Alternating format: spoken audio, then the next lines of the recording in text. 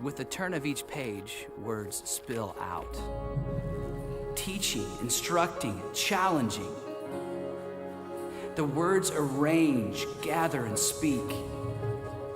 They become etched into our reality.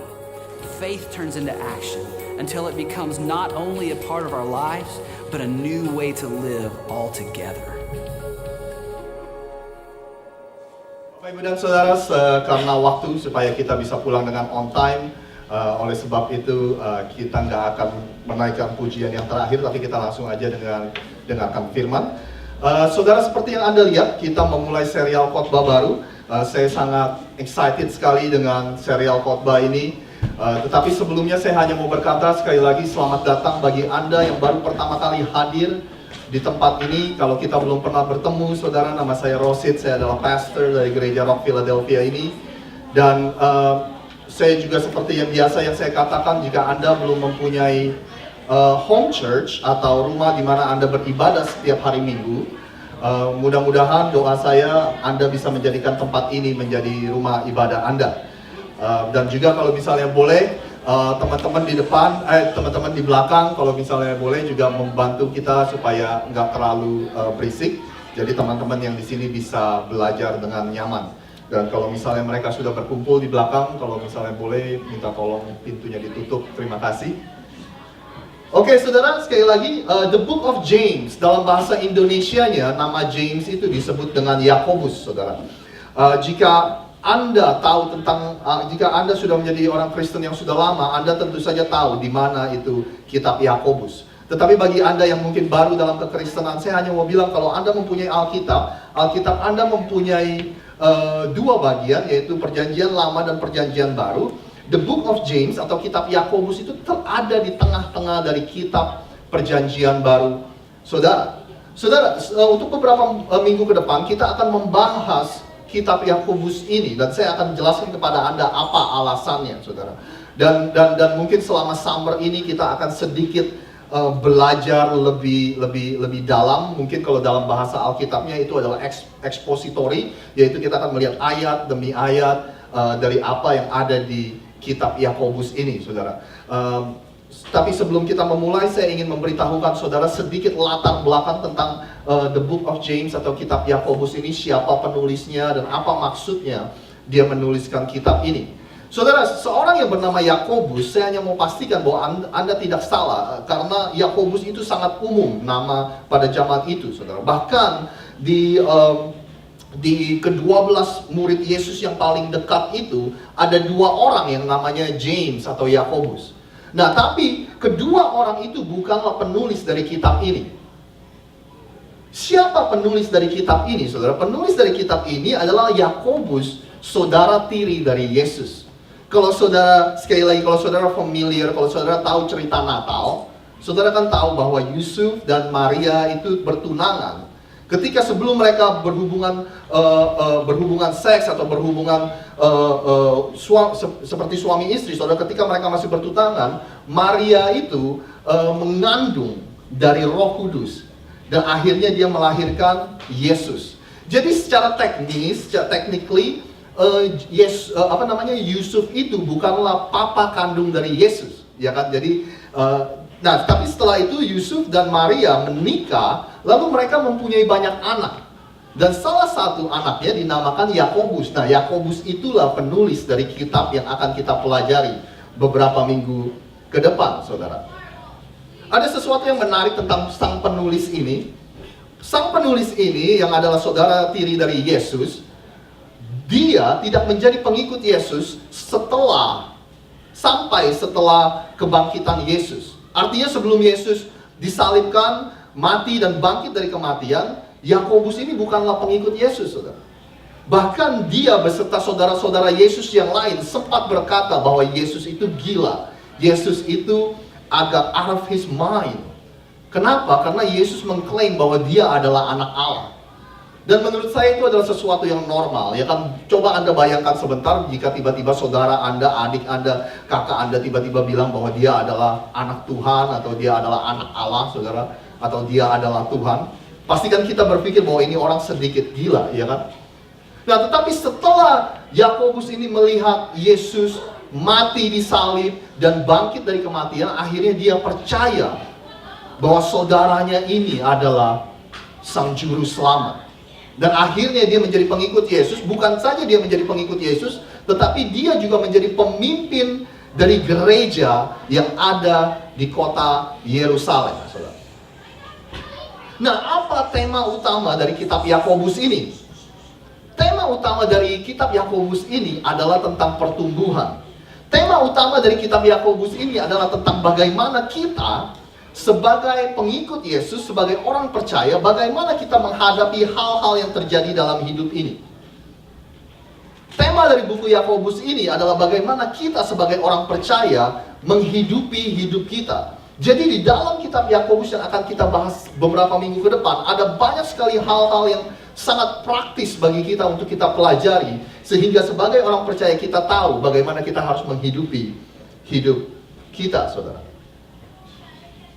Ya kan, karena zaman sekarang sangat mudah bagi kita untuk pergi ke gereja setiap minggu, ya kan, untuk menghafalkan ayat Alkitab. Tetapi ada begitu banyak orang yang hidupnya, saudara, tidak matching dengan perkataannya. Di zaman sekarang, selama kita mempunyai Facebook atau social media, kalau kita mau kelihatan bahwa kita adalah ahli agama, kita adalah ahli keuangan, kita adalah ahli dari relationship, itu mudah, saudara. Tetapi nggak banyak kenyataan dari hidup kita, nggak banyak dari hidup kita sehari-hari yang matching, yang sesuai dengan perkataan kita. Jadi di kitab Yakobus ini, dia mengajarkan kepada setiap kita not only talk the talk, but walk the walk. Bukan hanya kita pandai berkata-kata tentang Tuhan, tetapi kita juga menghidupi hidup kita sedemikian rupa sehingga orang bisa melihat Tuhan dalam kehidupan pribadi kita. Jadi itulah tema utama dari kitab Yakobus ini. Nah, kalau saudara izinkan, kita akan langsung saja melihat apa yang ditulis oleh Yakobus di pasal yang pertama, ayat yang pertama. Dia katakan seperti ini: saudara-saudara umat Allah yang semuanya tersebar di seluruh dunia, salam dari saya Yakobus, hamba Allah, hamba Tuhan Yesus Kristus. Di terjemahan lainnya, salam dari saya Yakobus kepada ke-12 suku bangsa Israel yang tersebar di seluruh dunia. Apa alasannya umat-umat Tuhan ini tersebar di seluruh dunia, saudara? Karena mereka mengalami yang namanya penganiayaan, mereka mengalami yang namanya ancaman. Sebab itu mereka lari, saudara, ke berbagai tempat. Dan Yakobus berkata, saya menulis ini, dan tulisan saya ini ditujukan kepada Anda semua. Nah, saudara, Yakobus memulai setelah opening statement ini, setelah pembukaan ini, dia mengambil sebuah topik yang akan kita bicarakan pada hari ini bersama-sama. Dia memilih sebuah topik yang akan kita bahas di bagian pertama dari serial khotbah hari ini. Topik yang Yakobus pilih adalah topik tentang ini, saudara. Trial, yaitu dalam bahasa Indonesianya pencobaan, cobaan, saudara.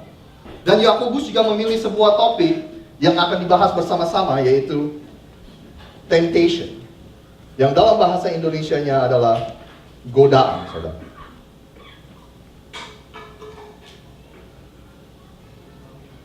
Hari ini, saudara, kita akan mempelajari kedua hal ini. Hari ini kita akan membandingkan, kita akan mengenali apa kedua hal ini, saudara.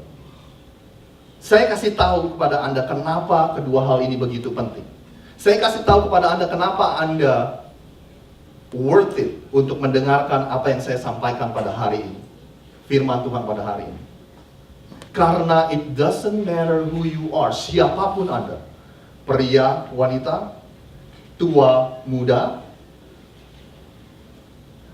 remaja, maupun orang yang berusia lanjut, saudara, hamba Tuhan, pelayan Tuhan atau bukan, siapapun Anda, selama Anda masih bernafas, selama Anda masih hidup, Anda akan menghadapi kedua hal ini. Kalau memang itu benar, kalau selama Anda hidup Anda akan menghadapi kedua hal itu, kenapa kita nggak pelajari hari ini, saudara? Kenapa kita nggak bahas bersama-sama supaya kita tahu bagaimana kita meresponi kedua hal ini dalam hidup kita? Jadi yang akan kita lakukan pada hari ini, kita akan membandingkan kedua hal ini, saudara. Yang pertama, kita akan mengenali apa itu trial, apa itu temptation, apa itu cobaan, apa itu godaan. Setelah itu kita akan melihat bagaimana proses ini terjadi, saudara. Gimana cara kerjanya, how it works. Dan setelah itu kita akan melihat bagaimana kita harus meresponi kedua hal itu. Dan setelah itu saya akan kasih kesimpulannya kepada Anda. Boleh saya mulai, saudara?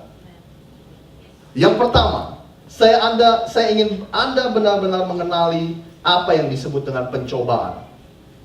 Yakobus berkata seperti ini, saudara-saudara, kalau kalian mengalami bermacam-macam cobaan, hendaklah kalian merasa beruntung. Sebab kalian tahu bahwa kalau kalian tetap percaya kepada Tuhan pada waktu mengalami pencobaan, akibatnya kalian menjadi tabah, saudara. Yakobus berkata bersukacitalah. Yakobus berkata kita harus merasa beruntung ketika kita mengalami yang namanya pencobaan. Kenapa? Karena pencobaan ini berasal dari Tuhan. Apa alasannya? Supaya kita bisa menjadi orang yang tekun dan orang yang tabah. Ini adalah cara Tuhan supaya kita semakin kuat dalam iman kita, saudara.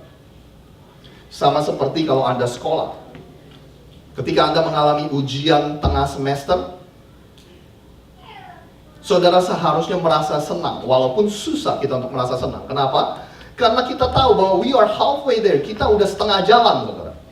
Ketika Anda menghadapi ujian akhir, seharusnya Anda sukacita, walaupun sangat susah untuk sukacita. Karena kita tahu kita sudah di tahap akhir dalam kelas tersebut. Sebentar lagi kita akan lulus, saudara. Jadi sama seperti itu pun Tuhan memberikan kita ujian-ujian atau pencobaan-pencobaan dalam hidup ini supaya kita bisa lulus dan menjadi seorang yang tabah, kuat, dan tekun. Sama seperti ketika Anda mulai dalam sebuah pekerjaan. Di tempat pekerjaan, your employer memberikan kita 2 minggu masa pencobaan atau 30 hari masa pencobaan. Di dalam masa pencobaan itu mereka ingin melihat apakah kita ini worth it untuk di hire full time. Apakah mereka akan meng-keep kita, akan mengizinkan kita untuk melanjutkan pekerjaan ini, saudara. Ketika Anda mendapat berkat, ketika Anda mempunyai usaha, ketika gaji Anda naik, ketika Anda mendapat bonus, mungkin Tuhan ingin melihat apakah kita akan bisa menjadi orang yang bermurah hati, atau mungkin setelah 2 minggu kita mengeluh lagi, saudara. Aduh, kurang lagi. Nah, jadi itulah trial atau tes atau ujian. Ini berasal dari Tuhan, saudara. This is a good thing, and actually I should say this is a God thing. Nah, bagaimana dengan yang namanya temptation atau cobaan? Godaan, saudara. Yakobus berkata seperti ini, kalau ada seorang tergoda oleh cobaan yang semacam itu, janganlah ia berkata godaan ini datangnya dari siapa, saudara? Dari Allah. Sebab Allah tidak tergoda oleh kejahatan dan tidak juga menggoda seorang pun, saudara. Jadi kalau ini datangnya dari Tuhan, Yakobus berkata bahwa ini godaan atau temptation datangnya bukan dari Tuhan. Bahkan kata Yunani, kata asli dari temptation ini, saudara, dari godaan ini, yaitu kata pirazzo, yang artinya membuat Anda supaya jatuh ke dalam dosa.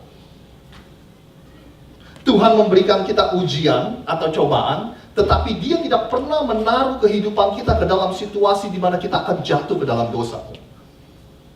Itu yang dikatakan oleh Yakobus. Nah, tapi seringkali ketika Anda mendengar teman-teman Anda mengatakan sesuatu, mungkin Anda pernah mengatakannya, kita seringkali bingung dengan kedua hal ini, saudara. Kita seringkali mendengar banyak orang berkata bahwa ya Tuhan mengizinkan ini terjadi kepada saya. Ya kan? Mungkin kita ketemu pacar yang baru, saudara. Lalu we decided to move in together, kita decided untuk hidup bersama. Dan setelah itu relationship kita kacau balau. Setelah itu relationship kita penuh dengan kekerasan, penuh dengan abusive relationship. Ketika kita mengalami masa-masa sulit itu, kita katakan, ya memang Tuhan mengizinkan semuanya ini. Ya kan? Mungkin kita minum, terus kita nyupir, saudara. Udah gitu kita ke pull over, ditangkap polisi. Dan kita berkata apa, saudara? Ya memang Tuhan mengizinkan saya tertangkap polisi, saudara. Ya kan? Atau mungkin bagi Anda yang pelajar, Anda nyontek ketahuan, dan Anda berkata bahwa ya memang Tuhan mengizinkan ini dalam hidup saya. Mungkin kita menyalahgunakan pajak, atau kita mencuri dari perusahaan kita, lalu kita ketangkap, saudara, dan kita berkata, ya memang Tuhan mengizinkan ini semua terjadi dalam hidup saya. Itu nggak tepat, saudara. Sekali lagi Tuhan menguji kita, tetapi Dia tidak pernah menempatkan kita di dalam situasi di mana kita jatuh ke dalam dosa. Gambaran yang paling sederhana dari godaan yaitu seperti ikan, ketika ikan melihat saudara, kayak bait, umpannya, saudara. Dari jauh menurut ikan itu umpan itu sangat menggoda sekali, sangat enak sekali. Tetapi begitu ikan itu makan, ternyata ada kailnya, and then they got in trouble. Begitu juga dengan kehidupan kita. Seringkali kita melihat sesuatu itu enak, ketika kita lakukan, saudara, ternyata itu ada pancingannya. Nah, jadi itu yang pertama, Anda harus mengenali, this is from God, this is not from God. Ini berasal dari Tuhan, ini bukan berasal dari Tuhan. Yang kedua yang saya mau lakukan, saudara, kita harus mengenali prosesnya. Saya ingin kita mengenali gimana sih ini bisa terjadi, gimana sih ini bisa terjadi, saudara. Yakobus berkata seperti ini, jagalah supaya ketabahan hatimu itu terus berkembang, sampai kalian menjadi sungguh-sungguh sempurna, serta tidak berkekurangan dalam hal apapun. Dalam bahasa Inggrisnya, let the perseverance finish its work, so that we will be mature and complete. Biarlah ini, pencobaan ini, selesai prosesnya, sehingga kita semua bisa menjadi dewasa dan sempurna.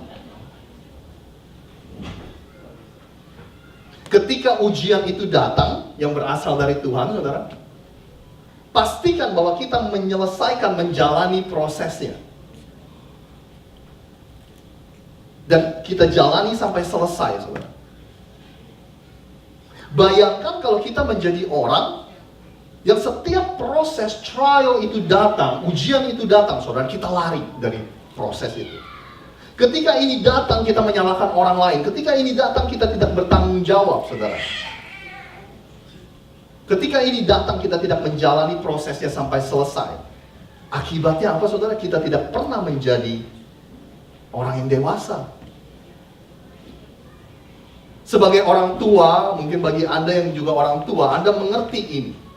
Seringkali anak-anak kita, saudara, kita biarkan mereka melalui hal-hal yang sulit. Walaupun dalam hati kecil kita pingin banget menolong mereka. Tetapi kita harus paksakan supaya mereka menghadapi hal-hal yang sulit tersebut, saudara. Apa tujuannya? Supaya someday they will be mature, mereka akan menjadi orang yang dewasa. Supaya someday ketika kita sudah tidak ada lagi, saudara, mereka bisa hidup sendiri. Saudara setuju para orang tua? Ya kan? Dan supaya someday mereka bisa bayar bill mereka sendiri, saudara. Semua orang tua katakan amin? Amin. Ya kan? Saya pikir juga seperti itu, saudara. Mungkin Bapa kita di surga memberikan kita ini supaya suatu hari nanti kita menjadi orang yang berkarakter kuat, menjadi orang yang mempunyai iman yang kuat, dan menjadi orang yang tekun, saudara. Mungkinkah Bapa kita di surga menaruh kita dalam situasi tertentu, di mana Dia menguji kita? Mungkinkah Tuhan mengizinkan ada orang-orang di sekeliling kita yang begitu annoying, saudara, yang begitu mengganggu kita, ya kan? Yang begitu makan hati kita, ya kan? Kenapa? Supaya kita bisa menjadi orang yang lebih sabar, supaya kita menjadi orang yang lebih mengasihi. Nah, kalau orang itu duduk di sebelah Anda, jangan dilirik. Kalau enggak, masa pencobaannya akan semakin panjang. Rasul Paulus berkata seperti ini, lebih dari itu kita pun bergembira di dalam penderitaan, sebab kita tahu bahwa penderitaan membuat orang menjadi apa, saudara? Menjadi tekun. Dan ketekunan itu akan membuat orang tahan uji. Inilah yang menimbulkan pengharapan. Ujian, pencobaan, ketidaknyamanan bukanlah hal yang buruk, saudara. Karena ini akan membuat kita menjadi orang yang tekun, menjadi orang yang berkarakter. Kalau kita menjadi orang yang berkarakter, kita nggak akan menjadi orang yang kehilangan pengharapan. Tetapi kalau kita terus menghindari proses ini, maka akibatnya kita tidak bertumbuh. Benar bukan, saudara? Kita tidak akan menjadi lebih baik. Kita tidak pernah menjadi, tanda kutip, tidak pernah lulus dari proses ini, saudara. Nah, bagaimana dengan godaan? Gimana prosesnya ini bisa terjadi, saudara? Gimana proses godaan ini bisa terjadi? Yakobus berkata seperti ini, tetapi orang tergoda kalau ia tertarik dan dipikat oleh keinginannya sendiri yang jahat. Kemudian kalau keinginan yang jahat itu dituruti, maka lahirlah dosa. Dan kalau dosa sudah matang, maka akibatnya adalah kematian. Jika Anda melihat apa yang ditulis di sini, godaan itu adalah proses awal, saudara. Jika godaan ini dituruti, maka sesuatu akan terjadi. Jika itu terjadi, maka sesuatu akan terlahir dan akibatnya adalah ini, saudara. Jadi, kalau saudara lihat apa yang ditulis Yakobus ini, ternyata dari godaan sampai timbulnya dosa, sampai timbulnya kematian, itu ternyata bertahap, saudara. Bertahap. Ada hal yang sederhana yang saya mau bagikan kepada Anda. Ada seorang hamba Tuhan yang membagikan hal ini, saudara. Dia membagikan bagaimana proses dosa itu terjadi. Pertama, dimulai dari yang disebut dengan pikiran. Sesuatu masuk ke dalam pikiran kita. Lalu pikiran itu berubah menjadi imajinasi kita, saudara.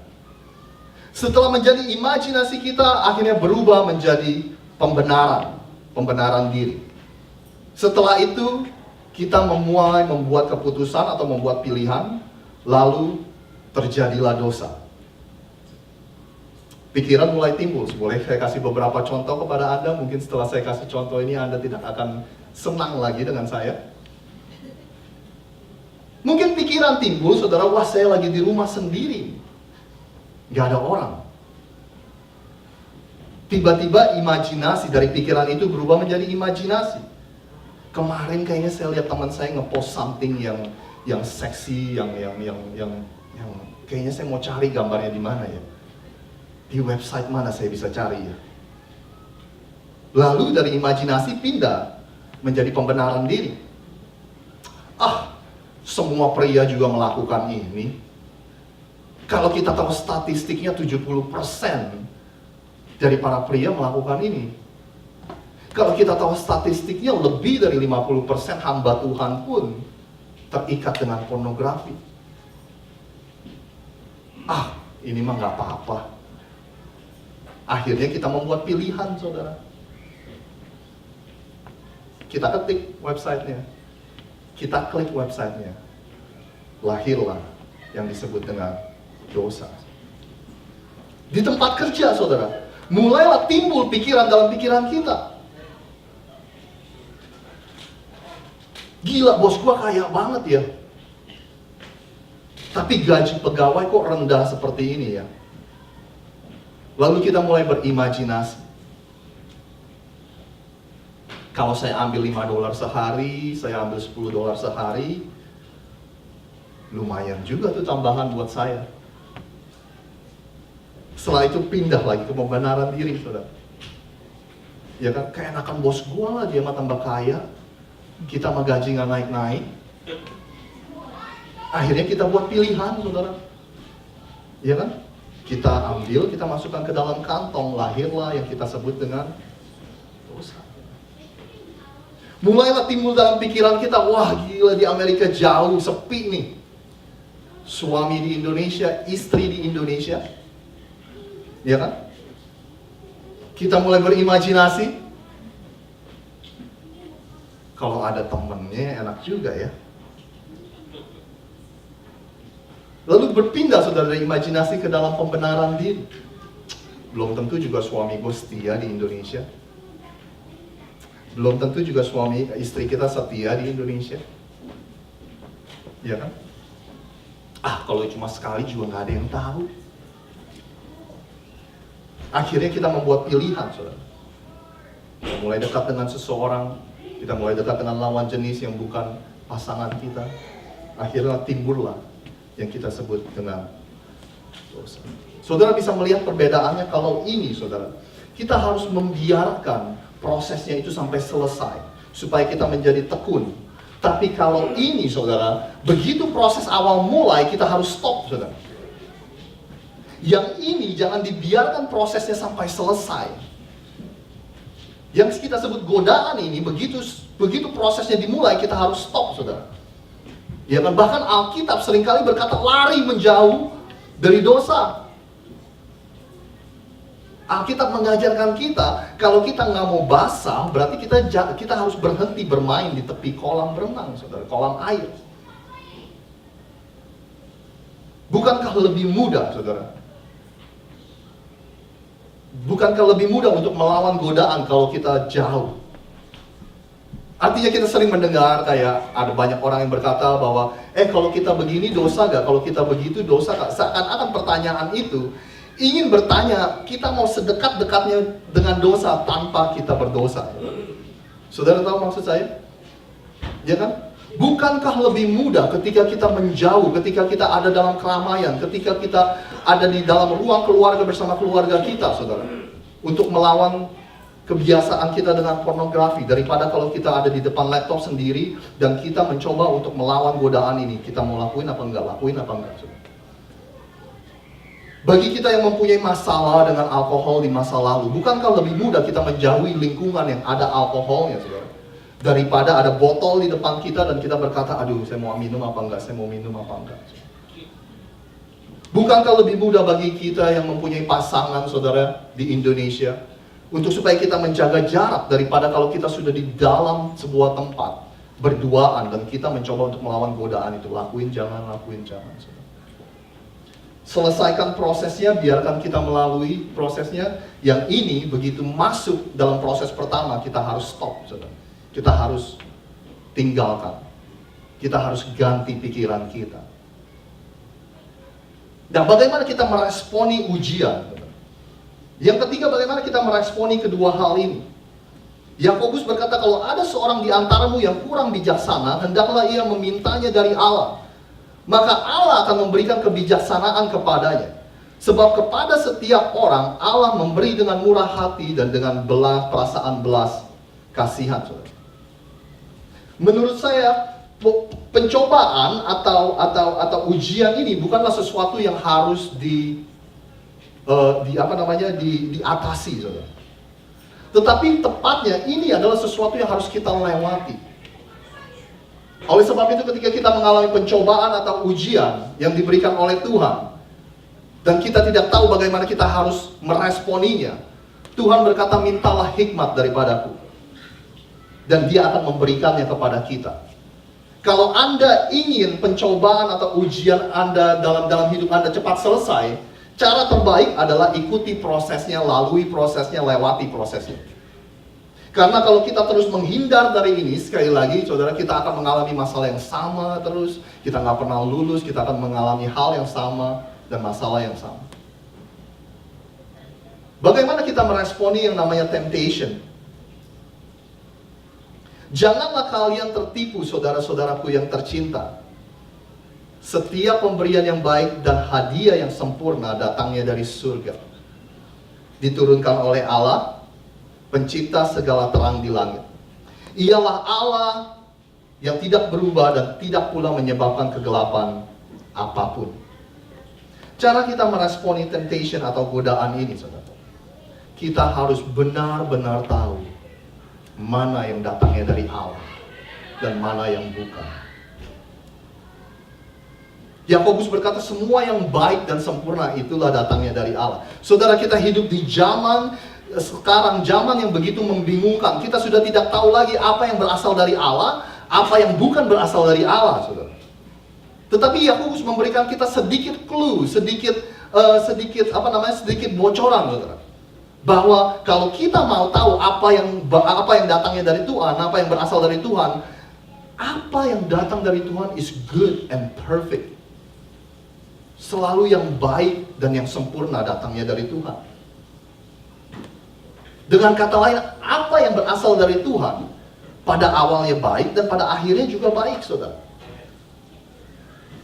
Apa yang berasal dari Tuhan tidak membuat kita merasa bersalah keesokan harinya. Apa yang berasal dari Tuhan, saudara, tidak memberikan kita kesenangan sementara semalam, besokannya hangover dan sakit kepala, saudara. Apa yang berasal dari Tuhan tidak akan memberikan Anda rasa takut. Kalau hubungan saya sudah sedalam ini, bagaimana kalau dia pergi ya? Apa yang berasal dari Tuhan, saudara, itu baik dan sempurna. Dikatakan di sini dia adalah Allah yang tidak pernah berubah. Kalau Tuhan dulu sudah menyebutnya baik, berarti juga sekarang baik, saudara. Apa yang baik dari Tuhan tidak ditentukan dari kebudayaan sekeliling kita. Apa yang baik dari Tuhan tidak tergantung dari hukum-hukum, walaupun ada banyak hukum yang selalu mengganti definisinya, saudara. Yang baik dan sempurna datangnya dari Tuhan. Rasa sukacita bukan rasa penyesalan, rasa damai bukan rasa bersalah, saudara. Rasa puas bukan hanya kepuasan sementara. Dan kesimpulannya sebelum kita berdoa, kesimpulan dari ujian ini, saudara, trial, berbahagialah orang yang tabah pada waktu ia mengalami pencobaan, sebab sesudah ia berhasil bertahan dalam cobaan itu, ia akan menerima upahnya, yaitu kehidupan yang telah dijanjikan Allah kepada orang-orang yang mengasihi Allah. Yakobus berjanji kalau kita lewati proses yang dikasih Tuhan, saudara, ada upah, ada reward. Di dalam terjemahan lain ada crown, ada mahkota yang Tuhan sudah sediakan. Bahkan Ayub yang ceritanya kita lihat beberapa minggu yang lalu berkata seperti ini, seandainya Tuhan menguji aku akan timbul seperti emas. Kita akan menjadi seseorang yang berkarakter kuat dalam segala situasi. Kita akan menjadi orang yang tabah dan tekun dalam situasi apapun, saudara. Kita akan menjadi orang yang bisa melihat keindahan hidup ini. Baik yang terjadi, baik itu kejadian baik terjadi dalam hidup kita, baik itu kejadian buruk dalam hidup kita, kita akan menjadi orang yang selalu bisa melihat keindahan hidup ini, saudara. Kesimpulan dari temptation atau godaan ini, Yakobus berkata, atas kemauannya sendiri ia menjadikan kita anak-anaknya melalui sabdanya yang benar. Ia melakukan itu supaya kita mendapat tempat yang utama di antara semua makhluk ciptaannya. Saudara, ketika kita mengatasi ini, hasilnya, saudara, kita akan mempunyai kejelasan tentang apa yang diinginkan Tuhan dalam hidup kita, tentang misi, tentang tujuan ilahi dalam hidup kita, saudara. Dan kita akan sadar bahwa kita adalah ciptaan-ciptaan Tuhan yang terutama. Di antara semua ciptaan Tuhan, kitalah ciptaan Tuhan yang terbaik.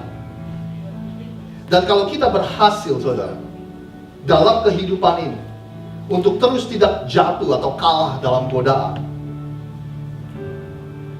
sekali lagi kita akan bisa melihat dengan jelas tujuan Tuhan dalam hidup kita.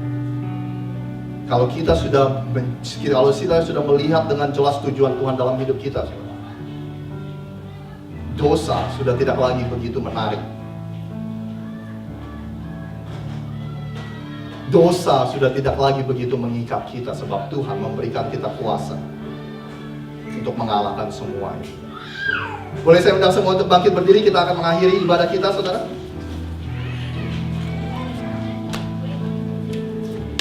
Sekali lagi sebelum kita berdoa, saya ingin review sebentar bagaimana kita mengatasi ini, saudara. Bagaimana kita mengenali ini adalah berasal dari Tuhan, ini bukan berasal dari Tuhan, saudara. Bagaimana cara kerjanya, ini kita harus lalui supaya kita mendapatkan keteguhan karakter yang kuat. Tapi cara kerja ini, saudara, kita tidak boleh membiarkan proses ini sampai selesai. Sedangkan ini kita harus selesaikan prosesnya. Lalu bagaimana kita meresponi kedua hal ini?